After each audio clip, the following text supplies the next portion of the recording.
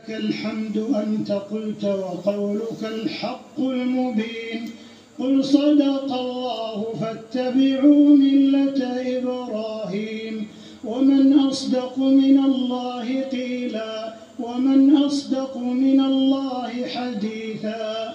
لا إله إلا الله المتوحد في الجلال بكمال الجمال تعظيما وتكبيرا، المتفرد بتصريف الأحوال على التفصيل والإجمال تقديرا وتدبيرا، المتعالي بعظمته ومجده، الذي نزل الفرقان على عبده ليكون للعالمين نذيرا.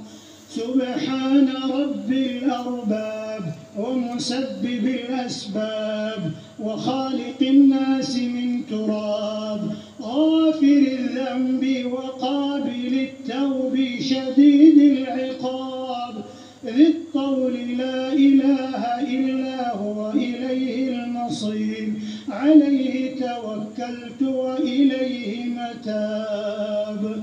ونحن على ما قال ربنا وخالقنا ورازقنا من الشاهدين، ولما أوجب وألزم غير جاحدين، والحمد لله رب العالمين.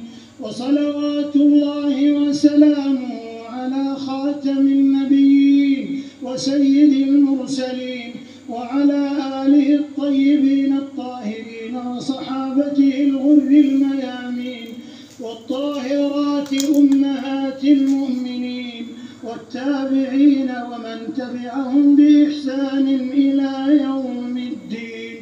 اللهم لك الحمد كله ولك الشكر كله، وإليك يرجع الأمر كله علانيته وسره. لك الحمد حتى ترضى، ولك الحمد إذا رضيت، ولك الحمد بعد الرضا، ولك الحمد على كل حال. لك الحمد كالذي نقول وخيرا مما نقول، ولك الحمد كالذي تقول. لك الحمد على نعمك العظيمة وآلائك الجسيمة، ولك الحمد على ما يسرت من صيام شهر رمضان وقيامه وتلاوة كتابك العزيز الذي لا يأتيه الباطل من بين يديه ولا من خلفه، تنزيل من حكيم حميد. اللهم إنا عبيدك بنو عبيدك بنو إمائك، نواصينا بيدك، ماض فينا حكمك، عدل فينا قضاؤك. نسألك بكل اسم هو لك سميت به نفسك أو أنزلته في كتابك أو علمته أحدا من خلقك أو استأثرت به في علم الغيب عندك، أن تجعل القرآن العظيم ربيع صدورنا ونور قلوبنا وجلاء أحزاننا وذهاب همومنا وغمومنا، وقائدنا وسابقنا ودليلنا إليك وإلى رضوانك وإلى جناتك جنات النعيم. اللهم ذكرنا منه ما نسينا وعلمنا منه ما جهلنا، وارزقنا تلاوته آناء الليل وأطراف النهار على الوجه الذي يرضيك عنا.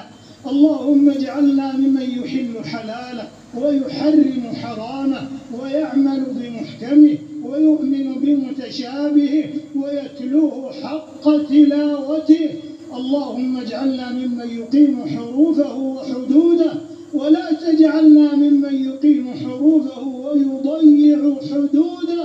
اللهم اجعل القرآن العظيم لقلوبنا ضياء، ولأبصارنا جلاء، ولذنوبنا ممحصا، وعن النار مخلصا، ولأسقامنا دواء. اللهم اجعلنا من أهل القرآن الذين هم أهلك وخاصتك. اللهم اجعله شفيعا لنا وحجة لنا لا حجة علينا يا رب العالمين.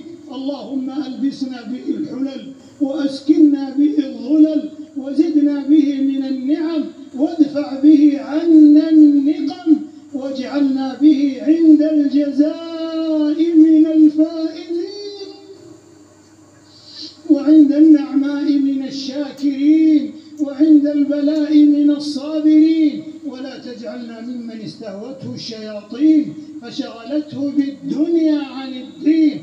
اللهم انفعنا وارفعنا بالقرآن العظيم الذي رفعت مكانه وأيدت سلطانه وبينت برهانه، وقلت يا أعز من قائل سبحانه فإذا قرأناه فاتبع قرآنه ثم إن علينا بيانه، أحسن كتبك نظاما أفصحها كلاما وأبينها حلالا وحراما، محكم البيان واضح البرهان محروس من الزيادة والنقصان، فيه وعد ووعيد وتخويف وتهديد، لا يأتيه الباطل من بين يديه ولا من خلفه، تنزيل من حكيم حميد.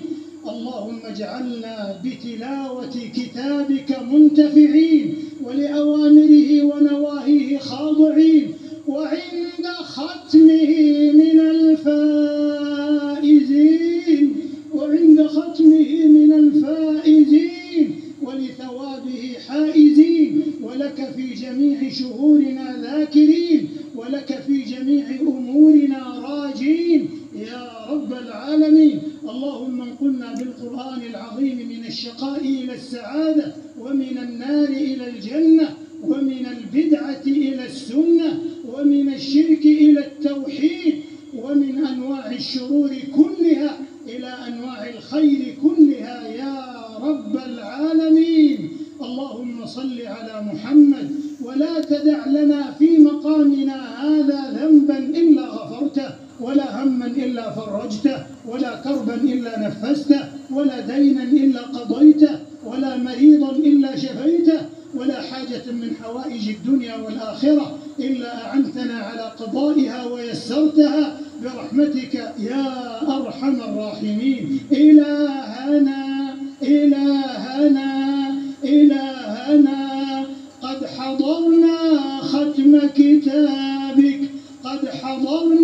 ختم كتابك وأنخنا مطايانا ببابك، فلا تردنا عن جنابك، فإن طردتنا فإنه لا حول لنا ولا قوة إلا بك. اللهم اجعل ختمتنا هذه مباركة على من قرأها وحضرها وسمعها وشاهدها يا رب العالمين. اللهم فرج هم المهمومين ونفس كرب المكروبين، واقض الدين عن المدينين، واشف مرضانا ومرضى المسلمين، وفك أسر المأسورين، وارحم موتانا وموتى المسلمين برحمتك يا أرحم الراحمين. اللهم يا سامع الصوت ويا سابق الفوت ويا كاسي العظام لحما بعد الموت، صل على نبينا محمد وآتنا في الدنيا حسنة وفي الآخرة حسنة وقنا عذاب النار. اللهم اغفر لموتى المسلمين الذين شهدوا لك بالوحدانية ولنبيك بالرسالة وماتوا على ذلك. اللهم اغفر لهم وارحمهم وعافهم واعف عنهم وأكرم نزلهم ووسع مدخلهم وغسلهم بالماء والثلج والبرد ونقهم من الذنوب والخطايا كما ينقى الثوب الأبيض من الدنس، وجازهم بالحسنات إحسانا وبالسيئات عفوا وغفرانا، وانقلهم جميعا من ضيق النحود ومراتع الدود إلى جناتك جنات الخلود في سدر مخضود وطلح منضود وظل ممدود. وارحمنا يا الله إذا صرنا إلى ما صاروا إليه برحمتك يا أرحم الراحمين. يا فرجنا إذا أغلقت الأبواب، ويا رجاء